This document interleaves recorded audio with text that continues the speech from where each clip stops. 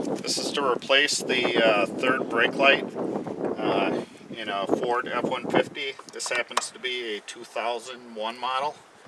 There is two Phillips screws on each side here. We're going to go ahead and remove those.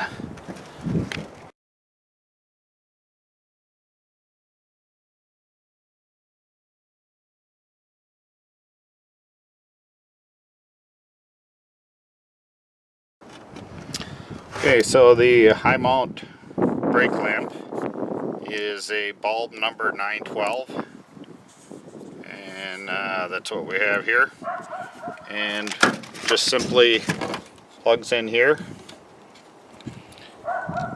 fits in there.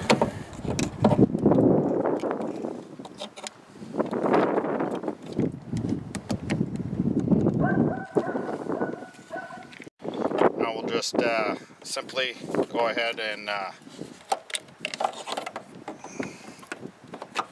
back in here and then tighten our screws up.